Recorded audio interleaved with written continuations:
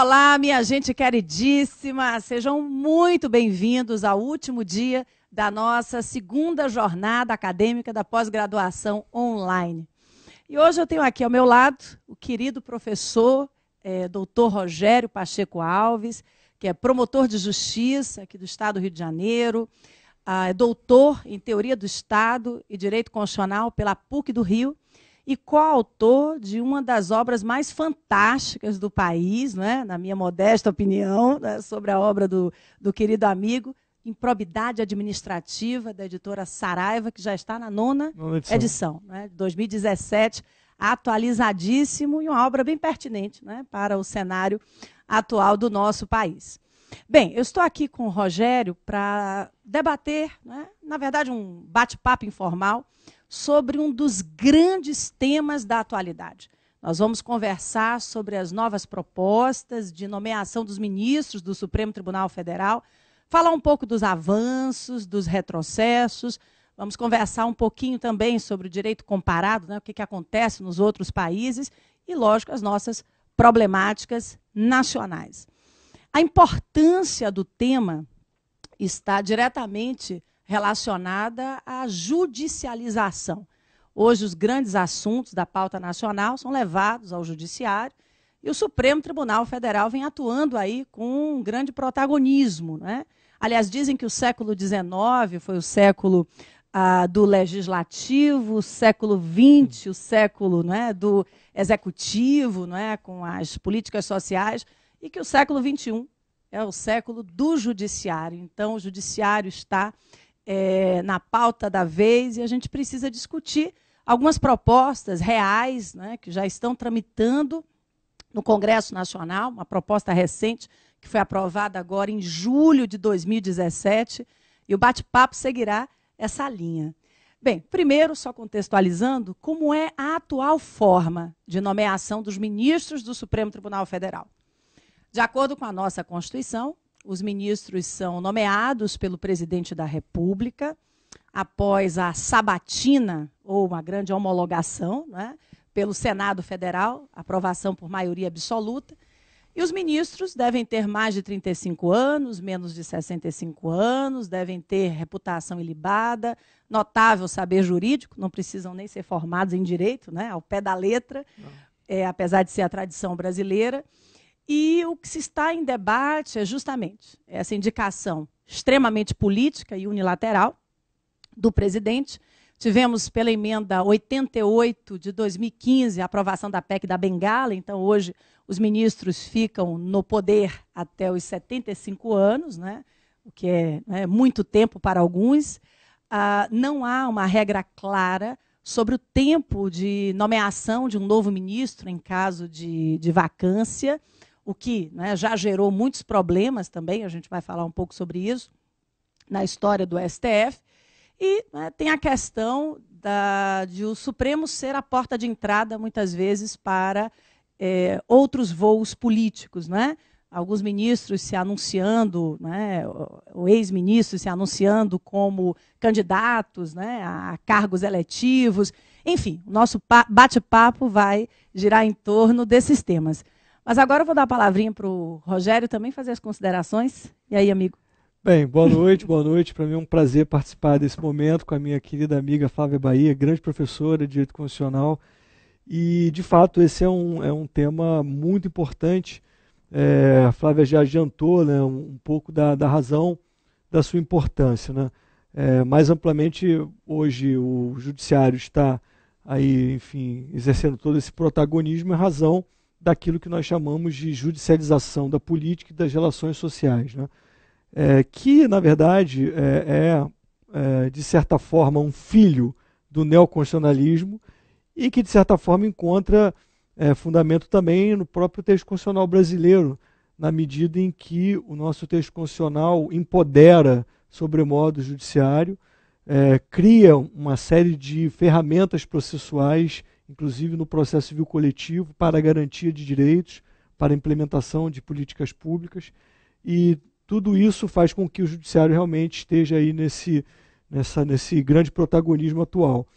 Além do problema da judicialização, esse tema dos critérios de escolha dos ministros do Supremo também passou a ter muita relevância, a meu ver, porque, mais recentemente, o Supremo Tribunal Federal finalmente resolveu exercer a sua competência penal originária.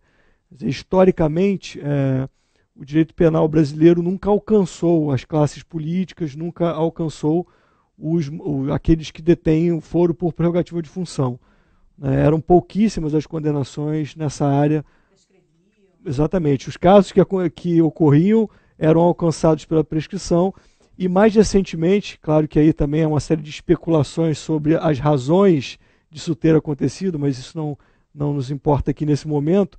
Fato é que o Supremo passou a exercer de forma mais intensa a sua competência penal originária, o que também traz o tema dos critérios de escolha para esse protagonismo. Perfeito. Pessoal, nós vamos falar um pouquinho sobre os temas da proposta, né? Escolhendo aqui, né, alguns pontos específicos e vamos debater, né? Se o Rogério concorda, se não concorda, a gente vai nesse bate-papo informal. Bem, foi aprovada recentemente no Senado, na CCJ, né, do Senado, um substitutivo à PEC número 44 de 2012. Na verdade, tramitam, Rogério, né, como a gente estava conversando antes, né, do bate-papo, 11 propostas de emendas, o tema não é simples, não. 11 propostas de emendas sobre esses novos critérios de nomeação. E aí, uma das novidades diz respeito a um mandato. Ministro do Supremo Tribunal Federal, em vez, não é, de ficar até os 75 anos no poder, com mandato de 10 anos de duração. Bem, os tribunais europeus, o alemão, o francês, o espanhol, o português e o italiano, eles têm um mandato que varia de 6 a 12 anos. Mas são tribunais bem distintos do nosso, não é? São autênticas cortes constitucionais. E o Supremo, eu costumo dizer que é uma corte às avessas, não é? Porque a grande maioria das cortes europeias exerce função de tribunal constitucional mesmo, ou seja, realiza a jurisdição constitucional, nas federações resolve alguns conflitos federativos e alguns conflitos eleitorais.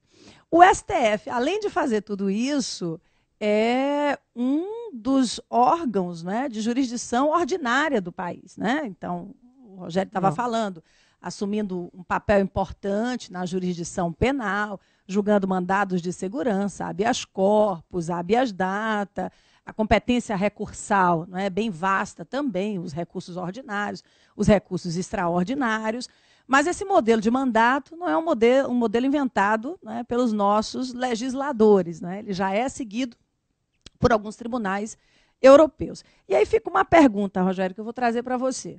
10 anos de mandato, tempo suficiente, avanço, retrocesso, os 75 anos, né, até os 75 anos, seria uma forma de engessar o Poder Judiciário, de trazer uma maior estabilidade? Quais são as suas considerações? Eu, particularmente, sou a favor do mandato, mas vou falar depois dele.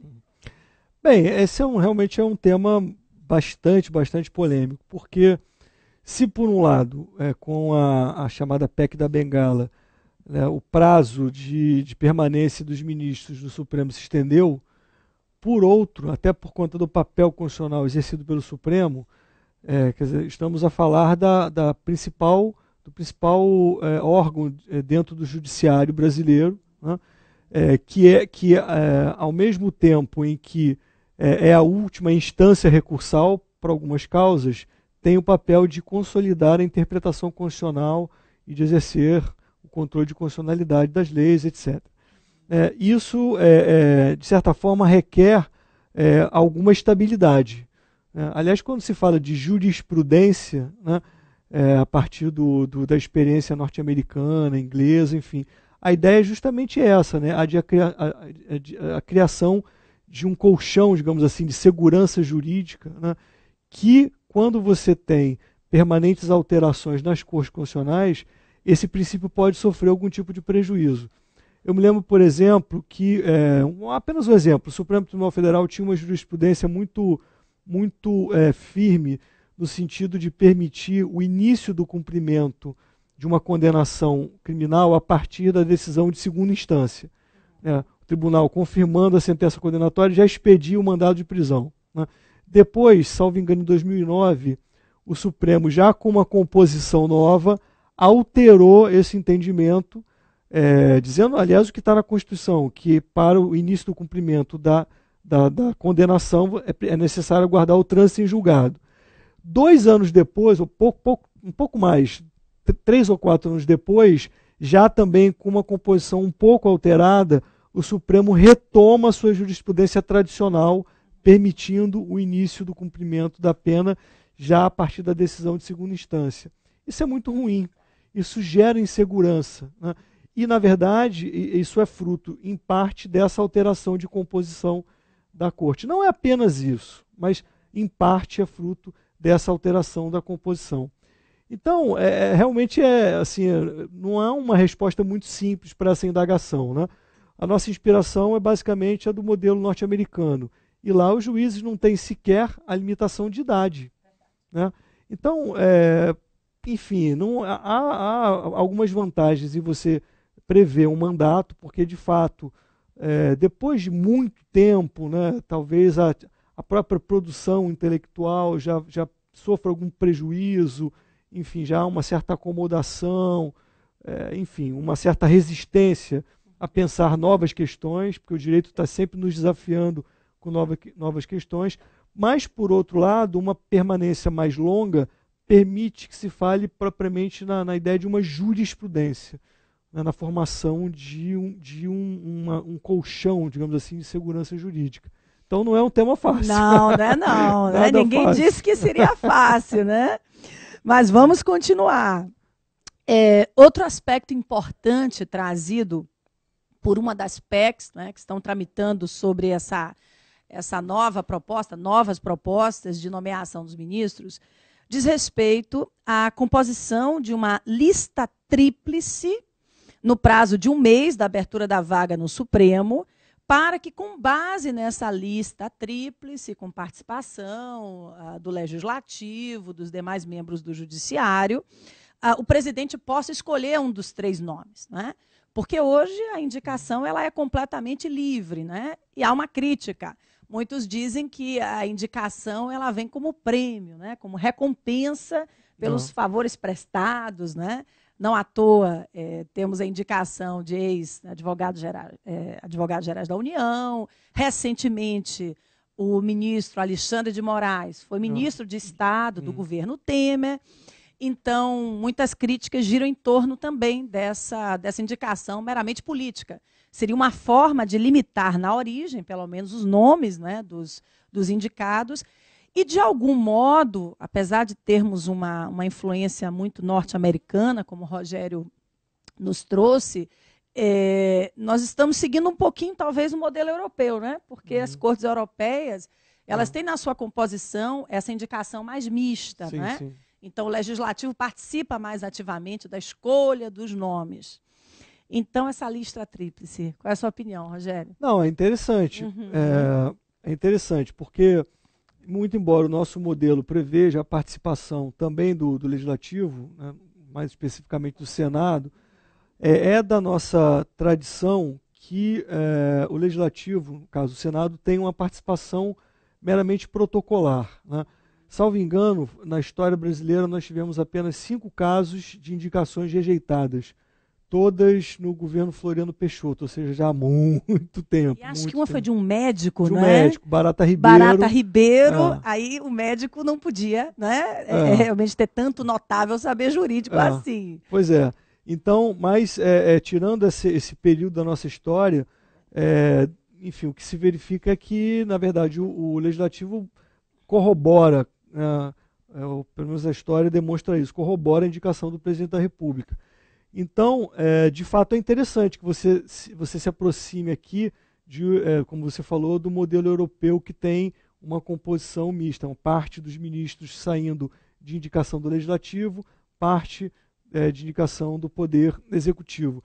Então, nessa linha, a ideia de a formação de uma lista tríplice é interessante. Até porque isso não retira também a palavra final do presidente da República em fazer a nomeação. O que eu não gosto nessa proposta que foi recentemente aprovada pela CCJ do Senado, é que essa lista tríplice ela é formada por um colegiado que eu acho que é muito restritivo. Né? Pela proposta, esse colegiado ele é composto pelo presidente do Supremo, do STJ, do TST, do Superior Tribunal Militar, pelo Procurador-Geral da República, pelo Defensor Público-Geral, pelo presidente do Conselho Federal da OAB. Claro, sem nenhum demérito a essas autoridades, são muito prestigiadas e com muita experiência. Mas eu acho que, usando aqui uma expressão bastante coloquial, é uma panelinha, a meu ver, pouco representativa. Né? Eu acho que vão contribuir pouco ainda, né, para o enriquecimento desse processo. Talvez uma participação popular mais intensa? Talvez pudéssemos caminhar no sentido de uma abertura maior para a sociedade civil também participar desse colegiado. Claro que temos aqui a OAB, que historicamente tem um papel muito relevante na defesa dos direitos fundamentais, enfim, teve um papel relevantíssimo na resistência à ditadura e representa os advogados de todo o país, que é também um órgão da sociedade civil. Mas eu acho ainda pouco. Se poderia talvez avançar um pouquinho mais para enriquecer. Entidades coletivas, né? Pois ainda que não cidadão diretamente. Sim, eu acho que se poderia avançar um pouquinho mais no sentido de enriquecer esse colegiado. Então a ideia da lista tríplice é boa, mas eu acho que esse colegiado ainda está um pouco pobre em sua composição. Nós estávamos conversando antes do bate-papo sobre algumas curiosidades na Bolívia, né, Rogério? Essa visão do tribunal boliviano ele não está em jogo aqui no Brasil, não é? Mas eleição de membro de uma corte constitucional. Conta para a gente aí um pouquinho aí, né, dessa visão boliviana. Eu me refiro à Constituição de 2009, então é uma experiência ainda bastante recente, né? Mas eu acho interessante porque nós no Brasil, por uma questão mesmo da nossa formação, nós temos os nossos olhos muito voltados para a experiência constitucional norte-americana e alemã. O que não é ruim, claro, não faço aqui uma crítica. Mas nós temos aqui ao nosso lado algumas experiências bastante desafiadoras, que talvez já seja chegado o momento a gente começar a observar essas experiências. Né? E é o caso da Bolívia. Né? A Constituição boliviana prevê que o tribunal, eles chamam lá de Tribunal Constitucional Plurinacional, né? É uma composição paritária da chamada jurisdição ordinária, juntamente com a jurisdição indígena e campesina, né? Com aplicação, inclusive, das normas do direito indígena. Tem-se aí uma hipótese de verdadeiro pluralismo jurídico, verdadeiramente, né? E a formação paritária desse Tribunal Constitucional Plurinacional, ela se dá por eleição, por sufrágio universal. Na verdade, as entidades da sociedade civil indicam os seus candidatos para o Legislativo por sua vez, faz as indicações para o Tribunal Eleitoral, uma instância eleitoral boliviana, que organiza, tal como o nosso TSE, né, e os tribunais regionais eleitorais, essa instância eleitoral organiza esse sufrágio universal. Claro que há também requisitos, né? Há o requisito de idade, que é de 35 anos, como no nosso caso, e a Constituição, no artigo 199, também exige uma especialização ou experiência por pelo menos 8 anos em algumas áreas do direito constitucional, direito administrativo e direitos humanos. Né?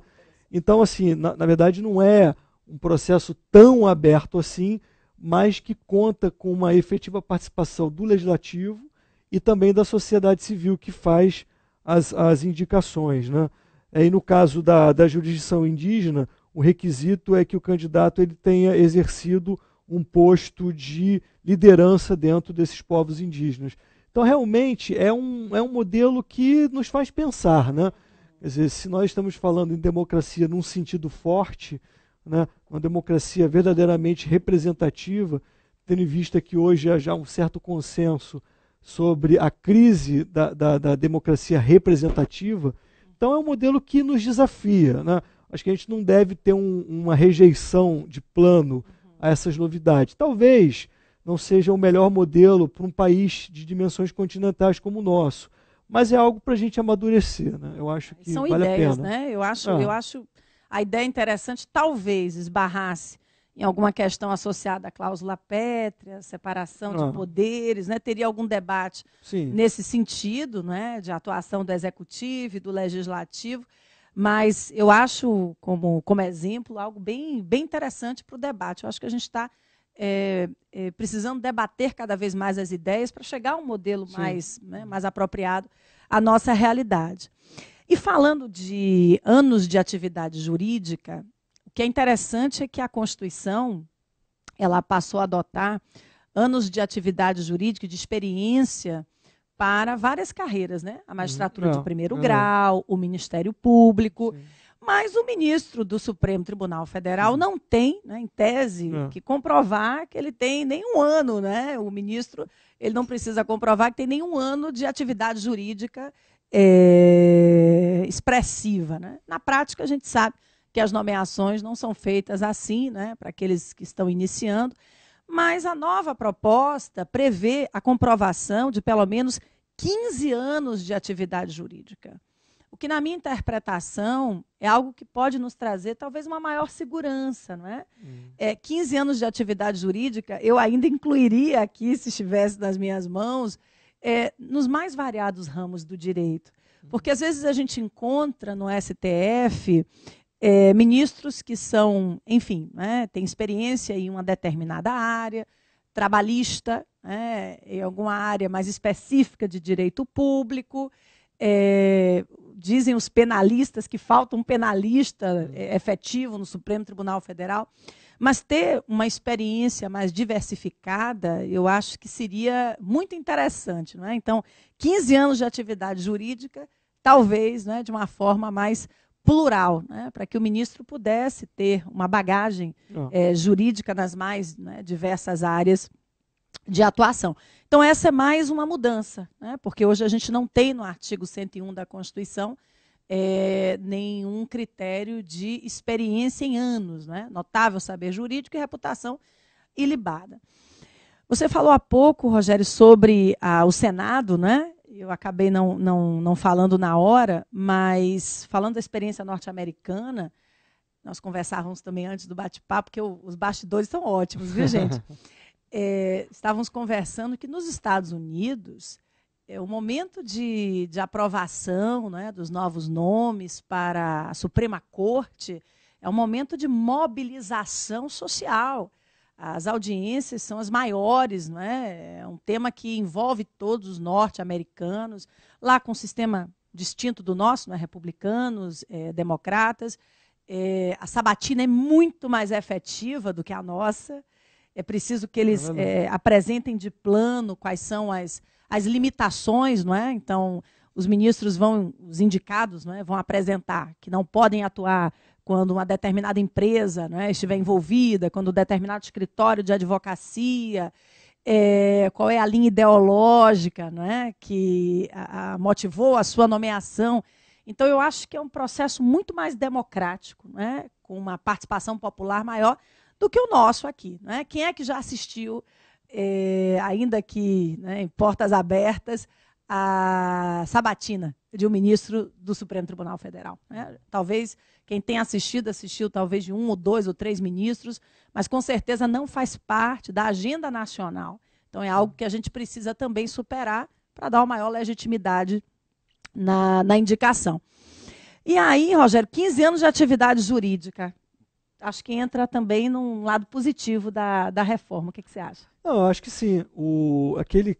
Esse caso bastante até curioso, né, do médico que foi rejeitado, nesse momento a Constituição de 1891 falava em notório saber, e não em notório saber jurídico. Né? E aí isso abriu uma brecha, mas ele acabou sendo rejeitado. Acharam que, enfim, o médico não ia conseguir resolver muito bem as questões lá no Supremo. Mas é uma tentativa, né, mínima de estabelecer realmente algum requisito de ordem técnica, né? Aqui a gente ingressa num debate que é muito mais amplo, que é sobre essa relação entre justiça e democracia e de direito e política, né? Nós temos a tendência a considerar que o campo da justiça, né, é o campo do direito, né, e o campo da democracia é o campo da política, como se esses campos não pudessem ser conciliados, né? E, na verdade, eles podem ser conciliados, né? De certa forma, quando a gente fala em lei, né, quer dizer, pelo menos são três os sentidos principais, né? Ou você está falando de uma lei natural, né, a lei, enfim, da gravidade. Ou a gente está falando de uma lei divina, que, enfim, aí é indiscutível, para quem tem fé. Ou a gente está falando da lei no sentido jurídico, que é sempre uma decisão política. Quer dizer, a lei, nessa perspectiva, ela nasce de uma decisão política, né, de um contrato social para aqueles que seguem o contratualismo, etc. Então, na verdade, esses campos eles não são tão separados assim como a gente imagina, né? E quando se fala em notável saber jurídico, é engraçado, porque, por um lado, a Constituição não define muito bem o que é isso. Então, abre um campo grande para que essa indicação seja mesmo política.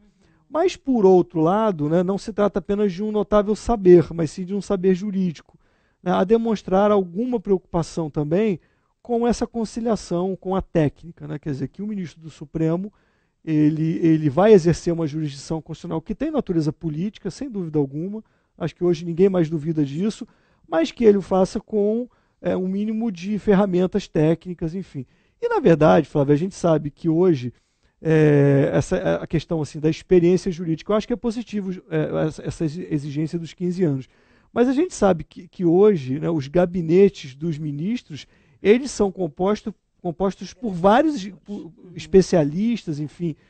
Então, falta um penalista, mas com certeza todos eles têm ali um juiz ou um jurista, um especialista nessa matéria, né, que, na verdade, realmente ninguém consegue dominar, tudo, né? Do ponto de vista da dogmática e da técnica, né, todos os campos do direito. Mas eu acho que esse requisito, que é um requisito até relativamente fácil de ser cumprido, eu acho enfim, é positivo.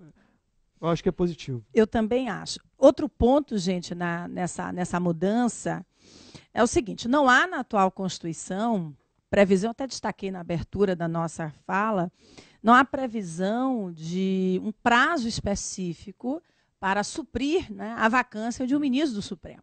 E aqui eu anotei duas situações que aconteceram no Brasil, na nossa jurisdição constitucional, que marcaram muito, de forma negativa, essa ausência de prazo. O ministro Joaquim Barbosa ele se aposentou em julho de 2014. E o tribunal ele ficou quase um ano sem o 11º ministro. Então, imaginem, né, o quanto isso não ocasionou também para os julgamentos, decisões, né, ficaram suspensas em caso de empate, e um prejuízo, né, para o próprio andamento do tribunal e para a sociedade. Outro caso recente foi da lei da ficha limpa. A lei complementar 135 de 2010, ela foi impugnada em razão do princípio da anualidade em matéria eleitoral e o seu julgamento ficou empatado. O ministro Fux, ele entrou, se não estou enganada, em 2011 e o julgamento foi concluído em fevereiro de 2012. Quer dizer, né, o 11º ministro ele já entrou com atraso e ainda teve, lógico, né, que ter um certo tempo para poder né, fazer as leituras, o estudo. Então, julgamento paradigmático na história brasileira sobre a lei da ficha limpa, que acabou não sendo aplicada, lógico, às eleições de 2010, mas foi um julgamento empatado e atrasado pela falta do 11º ministro. E aí, uma das PECs, né, que estão aí em trâmite prevê que, em caso de vacância, assume a cadeira do ministro mais antigo do STJ até a nova nomeação.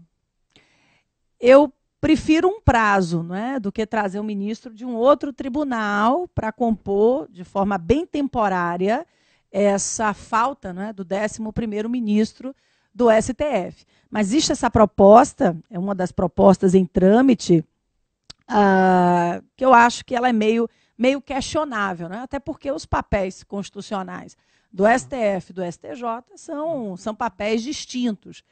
E uma das justificativas, até, os parlamentares disseram que o Fux, né, que era ministro do STJ, veio a ocupar uma cadeira no Supremo Tribunal Federal, como justificativa, né? Como se fosse um caminho natural que o ministro do STJ, no penúltimo grau, né, na hierarquia do judiciário, fosse realmente virar um ministro do Supremo Tribunal Federal. O Teori também, né? O Teori também, acho que foi, não é, no mesmo sentido. Mas eu acho que é uma proposta um pouco complexa, não é? Você suprir a vacância, eu acho que o ideal seria um prazo para que a lista tríplice fosse enviada, para que o presidente nomeasse e a gente não passasse, talvez, de 2 meses, né, de 60 dias, com essa vacância. O que você acha, Rogerinho? Não, eu concordo com você. Não é a melhor previsão. Uhum. Talvez um meio termo aí seria você ter a convocação desse ministro mais antigo do STJ apenas quando realmente necessário para as votações plenárias em que houvesse um risco de empate, como no exemplo que você deu da ficha limpa. Eu não sei se é exatamente nesse sentido que caminha a proposta, mas acho que esse seria um aperfeiçoamento. E essa questão do tempo, né, da nomeação de um ministro do Supremo é também um tema interessante. Por quê? Porque esse tempo ele não pode ser muito alongado, porque ele pode gerar, inclusive, esses problemas práticos na composição, né, na composição do plenário, nas votações do pleno, como o exemplo que você deu. Mas ele não pode ser muito célere, porque isso, de certa forma, subtrai da sociedade a possibilidade da sociedade, da mídia, dos outros poderes, dos atores políticos e sociais, de estabelecerem um debate um pouco mais aprofundado sobre o nome que está sendo apresentado. Como você falou, nos Estados Unidos há uma ampla participação da sociedade, dos demais poderes, enfim. Isso a gente não experimenta aqui.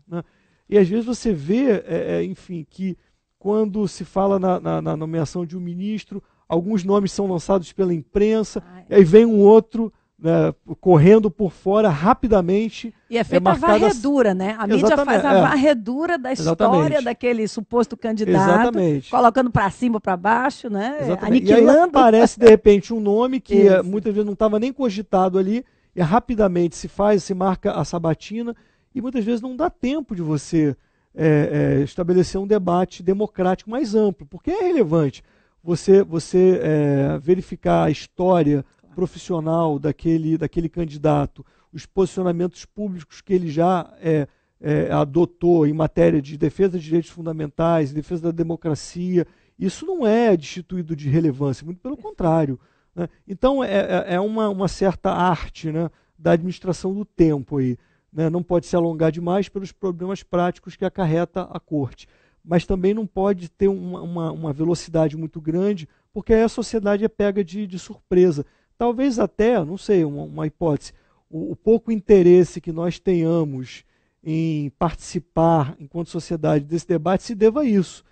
De um modo geral, a coisa, quando o presidente se movimenta, vai numa velocidade que ninguém consegue muitas vezes acompanhar. Quer dizer, fica ali no banho-maria um tempão, mas quando se resolve fazer a nomeação, a velocidade também, às vezes, não nos permite um debate mais amplo. Então, estabelecer de forma clara, né, como se dará, né, os prazos, eu acho que é interessante contribuir na proposta.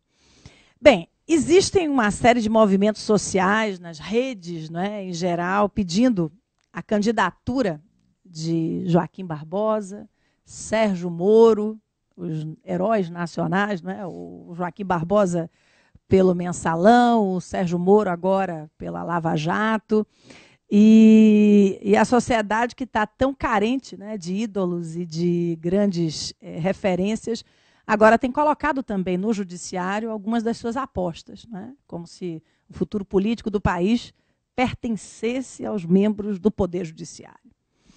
Um dos pontos dessa reforma toca justamente nesse tema.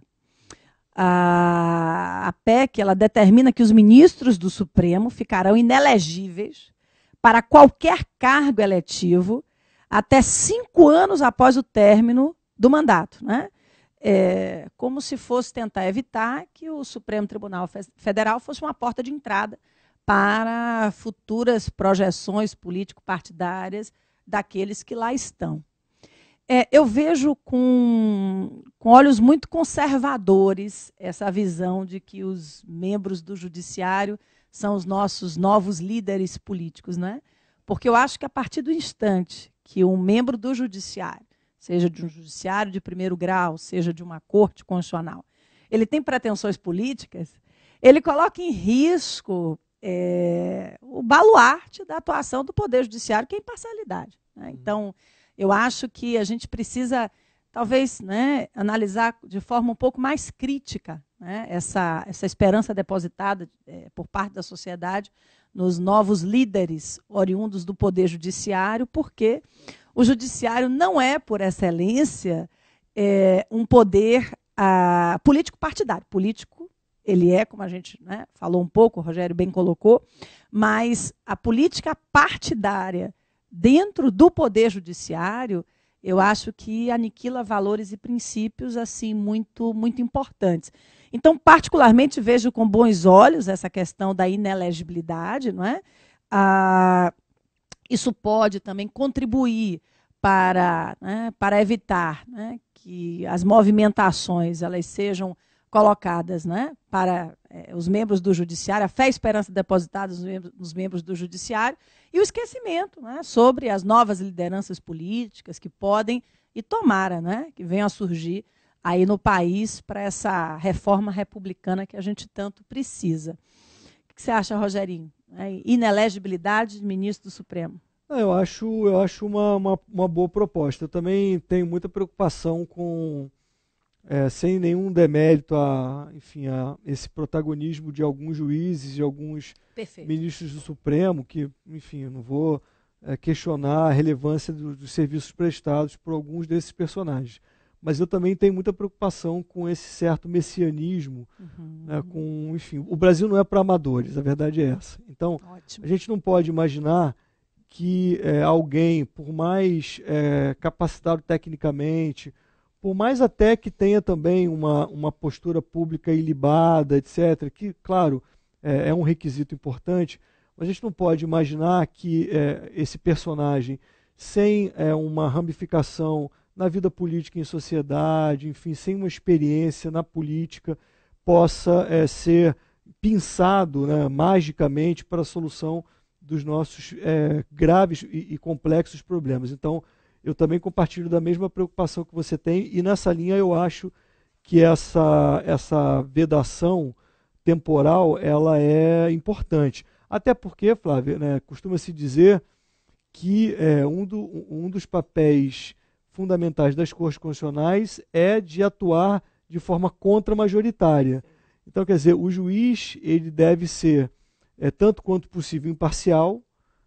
É difícil, né? Delicadíssimo essa questão da imparcialidade, porque há toda uma história, uma trajetória, orientações ideológicas, políticas que todos nós temos. Mas, enfim, tanto quanto possível, né, deve ser imparcial e deve ter a coragem de remar contra a maré, né, digamos assim. Deve ter a coragem, fácil, né? Exatamente, de ser contra-majoritário. E aquele que, de fato, ocupa uma posição no judiciário já almejando uma candidatura política, em alguns momentos não terá a independência e a coragem necessárias para atuar de forma contra-majoritária. Então eu concordo plenamente com você, não só quanto à preocupação, enfim, de alguns personagens aí serem aclamados como os salvadores da pátria, como também com a própria restrição que está sendo pensada. Eu acho que ela é bastante interessante, importante. O último ponto da reforma, e Rogério até complementa se lembrar de algum outro aspecto importante, é a proibição de quem ocupou mandato eletivo federal, cargos de Procurador-Geral da República, Advogado-Geral da União e Ministro de Estado nos 4 anos anteriores à abertura da vaga na Suprema Corte. A gente tiraria o quê? Metade do Supremo? Né? Mais ou menos isso, né? Enfim, né? Não vai retroagir. Não teriam entrado. Né? Exatamente, não teriam entrado. Mas esse ponto, esse aspecto da reforma, me lembra uma entrevista que eu li com o professor Joaquim Falcão, que comanda um projeto muito interessante na FGV, o Supremo em Números, né? Sobre a questão da fidelidade do ministro do STF às convicções políticas e ideológicas daquele que o indicou. Né? E parece que os dados, eu não tenho os dados objetivos, mas os dados, em geral, são mais ou menos o seguinte. Nos primeiros anos dessa indicação, há uma alta taxa de fidelidade ideológica entre o ministro e aquele que o indicou, o presidente da República da época. Mas, com o passar dos anos, essa fidelidade, né, ideológica, política, ela tende a diminuir. Né? Então, enfim, né, a gente tem indicados por presidentes do PT que votaram, deliberaram contra, né, interesses do PT, indicados, né, por membros de uma direita, eu não sei nem se a gente pode mais falar no país de direita e esquerda, viu, gente? Porque está uma confusão danada, né? A crise ela avança para as mais diversas áreas aí da política. Mas a visão é de que, com o passar dos anos, né, essa fidelidade entre, né, quem indicou e quem está ocupando o cargo tenda a diminuir. Então, essa proibição, né, de que quem ocupou cargo, e aqui, principalmente, né, advogado-geral da União e ministro de Estado, não sei se o procurador-geral da República, né, entraria aqui nessa lista, não, mas, de qualquer forma, parece que a proposta é nesse sentido. Advogado-geral da União e ministro de Estado não poderiam exercer a função, né, no Supremo Tribunal Federal, dentro dos 4 anos anteriores à abertura da vaga no Supremo. Isso também serviria, quem sabe, para diminuir um pouco, né, essa relação, né, ideológica entre quem indicou e quem está julgando. Eu acho uma proposta também interessante, principalmente quanto à Advocacia Geral da União, por questões lógicas, né, o advogado-geral da União é conselheiro do presidente da República, então há, né, que existir uma estreita relação ideológica, jurídica entre as suas manifestações, e o ministro de Estado, que exerce cargo de confiança dentro de um país presidencialista como o nosso. Eu achei interessante. Rogério, e você? Eu acho que também é interessante. Eu acho que é necessário debater um pouco mais isso. Claro. Uhum. Mas eu acho que essa como se fosse uma quarentena, né, que se procura estabelecer, eu acho que ela vai ser decisiva, sobretudo, no que diz respeito à competência penal originária do STF. Né? Porque a gente está verificando agora, né, a possibilidade do presidente da República ser, quer dizer, o Congresso não autorizou nesse momento, mas se vierem outras denúncias, há uma possibilidade concreta de, quem sabe, ele ser processado pelo Supremo e tendo lá um ex-ministro, no caso, ex-ministro da Justiça. Então, realmente, isso gera alguma dificuldade, que talvez até possa ser resolvido com algum tipo de impedimento ou suspeição para participar desse tipo de julgamento, porque aí a gente está falando, na verdade, não de uma discussão de direito, né, mas da discussão que toca a uma pessoa, de um processo que pode, inclusive, restringir a liberdade do réu, enfim. É realmente bastante complicado. Né? Agora, na verdade, eu penso o seguinte, que essa quarentena, para outras questões que não propriamente ligadas à competência penal originária, eu não sei se ela é fundamental, né? Porque há uma temática em que você verifica que o Supremo e os seus integrantes, eles não atuam de forma contramajoritária, independentemente de quem os tenha indicado, que é a votação sobre matéria que diga respeito à economia e que interesse ao governo, independentemente de quem o indicou. Por exemplo, né, se o Supremo tem que se debruçar sobre algum tipo de reforma previdenciária, não tem muita relevância o fato da origem da indicação. O que se verifica historicamente é que a tendência é a do Supremo atuar majoritariamente, né, e não de forma contra-majoritária. Quer dizer, nesses assuntos, até algumas pesquisas já feitas sobre essa temática. A FGV também tem trabalhado Eu acho nesse que sentido. sim, salvo engano, sim. Eu me lembro, salvo engano, de uma pesquisa da década de 50, de um professor americano, acho que foi o Bickel que fez essa pesquisa, em que essa coisa, não, o Supremo é contra-majoritário, é contra-majoritário. É contra-majoritário em matéria de direitos civis, direitos fundamentais, a tendência é mais ou menos essa.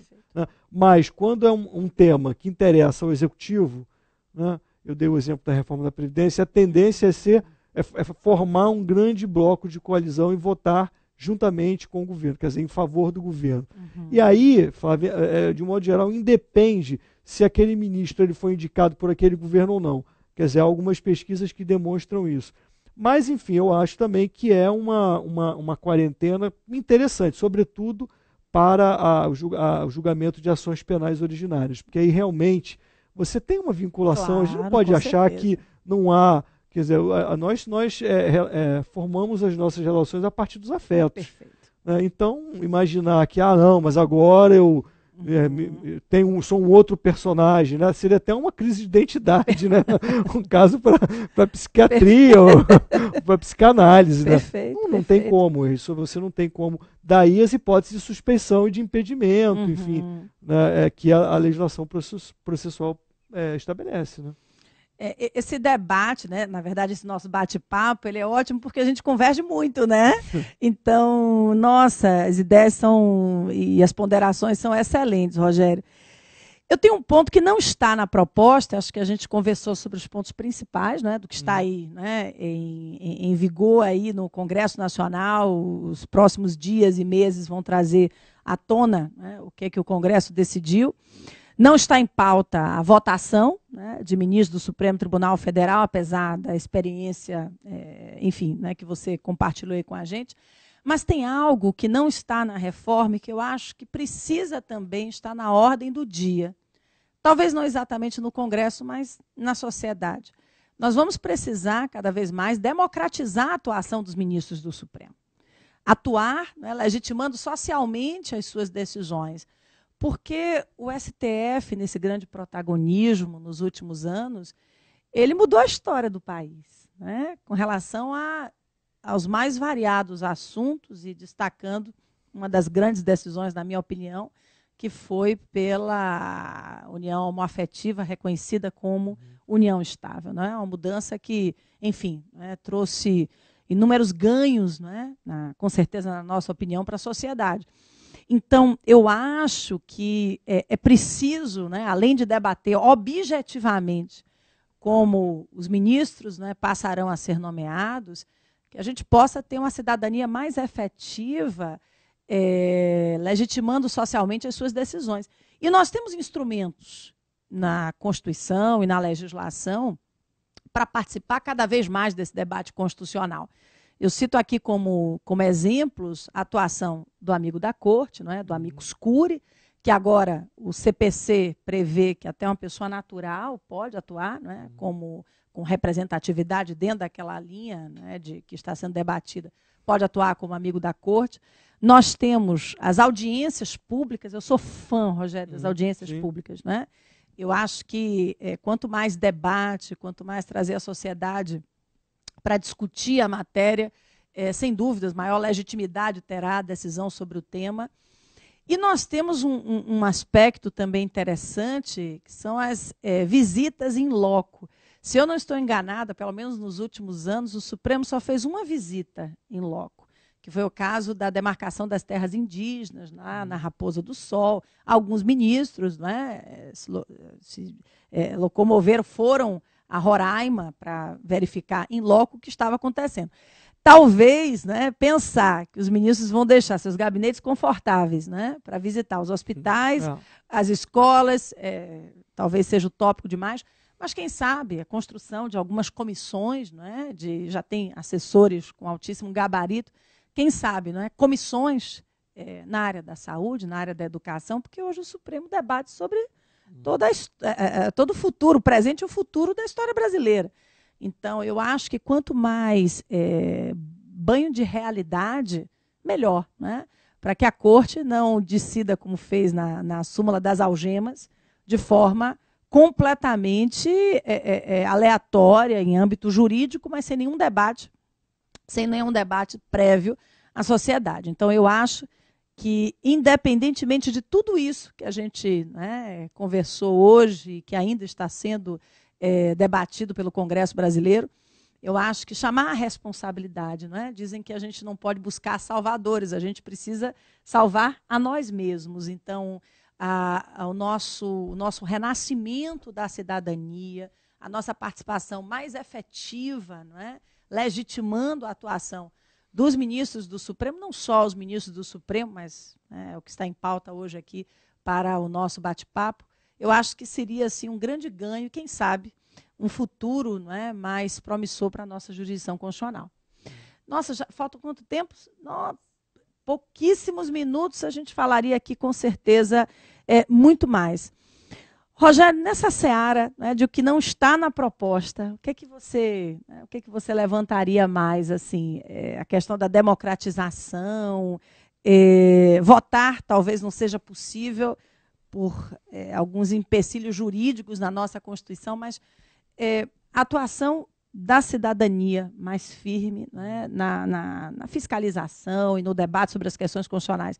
Você acha que também precisaria entrar aí nesse momento de discussão? Sim, você tem dois aspectos da questão da democratização da atuação do Supremo Tribunal Federal, né? Primeiro, a democratização na formação da própria decisão, quer dizer, essa ideia de uma sociedade aberta, de intérprete da Constituição, e você citou uma ferramenta fundamental que é a audiência pública, que o Supremo vem fazendo, né, com uma certa regularidade, principalmente nos temas polêmicos. Então eu acho que o Supremo precisa investir cada vez mais nisso, e o CNJ, de certa forma, também tem apostado muito nessas inspeções, né? Por exemplo, a ministra Carmen tem feito inspeções em presídios e há comissões no âmbito do CNJ para estudar esses temas. Eu acho que isso é um caminho cada vez mais importante. Mas eu penso também, e isso não está na proposta, numa forma que talvez seja um meio termo entre o que nós temos hoje e o modelo da Bolívia, no momento da escolha dos ministros, né? Aqui nós temos um debate pobre feito pelo Senado e uma predominância do Executivo. Na Bolívia nós temos uma participação efetiva da sociedade civil, do Legislativo, com eleição direta. Talvez o meio termo seja o modelo da Argentina, que foi criado em 2003, que na verdade não tira a prerrogativa constitucional do presidente de fazer a nomeação, também não retira o papel do Senado, né, que é parecido com o nosso aqui, enfim, o modelo é parecido, mas estabelece alguns procedimentos. Então, por exemplo, o candidato, as candidaturas, elas são publicadas, né, o currículo dos candidatos, a sua história, a sua vinculação às causas dos direitos fundamentais, direitos humanos, o seu compromisso com o regime democrático, etc., abrindo-se um prazo para a sociedade civil fazer considerações de apoio ou de crítica, não necessariamente só de crítica, de apoiamento, mas também de crítica, levantando pontos problemáticos para aquelas candidaturas. Nessa publicação dos currículos também há a previsão de que a própria vida patrimonial também do candidato tem que ser tornada pública, para escrutínio público. Esse é o que está lá no Código de Ética dos Servidores lá da Argentina, que também nós temos isso na lei de improbidade, mas enfim. E aí, muito embora essas considerações que a sociedade civil faz sobre os candidatos, elas não vinculem propriamente o presidente e o Senado, mas há uma previsão de que a decisão do presidente deva ser fundamentada. Então, quer dizer, você abre um prazo para um debate público, quer dizer, um prazo razoável, também não é muito longo, mas também não é tão curto, e o presidente ele não está obrigado necessariamente a seguir aquelas ponderações críticas, por exemplo, mas ele vai analisar todos os comentários, enfim, as críticas, ou até os apoiamentos que foram feitos pela sociedade. Acho que cria uma certa obrigação de um mínimo de fundamentação, qualifica um pouco mais o processo, e aí é um modelo que fica no meio termo. nem a nossa pobreza, porque é um modelo muito pobre, né? De escolha, enfim. Nem talvez o caminho que eu particularmente considero até mais interessante, mas realmente não é o que está previsto na nossa Constituição, que seria o do sufrágio universal. Então aqui a gente teria um meio termo, né, que eu acho que também poderia enriquecer essas propostas que estão tramitando no Congresso. E você falou da indicação, né, meio frágil, e tem a questão dos escolhidos, né? As cortes europeias, só voltando nesse tema que é interessante, prestigiam muito o papel do professor universitário, né, daquele com a bagagem jurídica. E eu não me recordo se a gente tem, né, ou já teve na história brasileira, a nomeação de um simples, né, professor, sem, né, as indicações políticas que rodeiam a indicação. Mas, sem dúvidas, esse modelo argentino que você trouxe aí para a gente seria, talvez, né, teria que entrar ainda nesse debate termo, né? sobre as novas propostas aí de indicação dos ministros do Supremo. Luquinhas, que está aqui nos assessorando, nossa, pouco tempo. Eu vou aproveitar um pouquinho também para falar sobre a nossa pós-graduação, viu? Debatemos bastante, mas daqui a pouco começa, em setembro, uma nova turma. Eu coordeno a pós de Constitucional, juntamente com meu querido amigo, professor Robério Nunes, e nós organizamos um conteúdo programático aí muito interessante, e eu costumo dizer, Rogério vai concordar comigo, que quem sabe constitucional mais a fundo acaba atuando nas demais áreas, né? O raciocínio jurídico, ele também fica mais qualificado. Então, na pós, vocês vão encontrar aulas sobre a parte da teoria geral da Constituição, a teoria dos poderes, tem aula envolvendo o controle de constitucionalidade, a jurisdição constitucional em si, os direitos fundamentais, a organização do Estado. E acho que é um bom momento, né, para se tornar cada vez mais constitucionalistas. Outro dia, um aluno da graduação disse assim: Flávia, é bom dar aula de constitucional, porque não muda nunca, né? Aí eu acho que eu dei uma cocadinha, que eu sempre tenho na bolsa, para quebrar o gelo, e disse, bem, né, eu acho que talvez seja o ramo do direito, hoje em dia, mais desafiador, porque ele se envolve com todos os outros aspectos. A economia, a política, o direito financeiro, né, isso sem falar no direito civil, no direito penal, destacado pelo Rogério. Então, fica aqui a minha indicação final, né, de que a nossa pós está aí, de portas abertas, esperando por vocês, porque o constitucionalismo brasileiro merece muitos debates, porque eu acho que os debates envolvem o presente e o futuro do país, né? E eu queria aproveitar para, enfim, agradecer meu querido convidado aqui para a nossa segunda jornada acadêmica.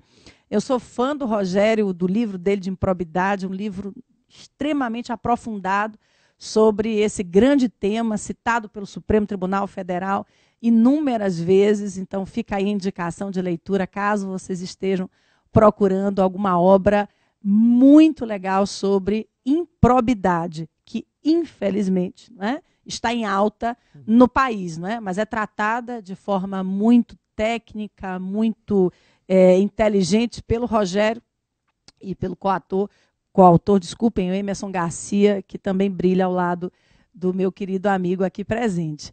Então, aproveitem, né, abram o conteúdo programático, a estrutura dos cursos de pós-graduação, caso não sejam constitucionalistas de coração, né, não sei como, mas caso não seja essa área de interesse, tenho muitas pós sobre trabalho, direito público em geral, previdenciário, administrativo, após sobre corrupção, eleitoral, enfim, direito municipal. Com certeza vocês vão encontrar aqui no nosso projeto, né, da Estácio, em parceria tecnológica com o SES, alguma pós que se encaixe aí na sua necessidade, que vai prepará-lo melhor para o mercado de trabalho, contribuindo para aqueles que estão fazendo, né, os concursos públicos, também para os advogados que vão conseguir se qualificar cada vez mais. Muitíssimo obrigada pela audiência de vocês. Eu vou dar a palavra final para o Rogério também para se despedir, tá bom? Obrigada, gente. Na verdade, só tenho a agradecer, foi um prazer participar desse bate-papo, um tema muito interessante. Vamos marcar, com certeza. Muito prazer. Obrigada, gente.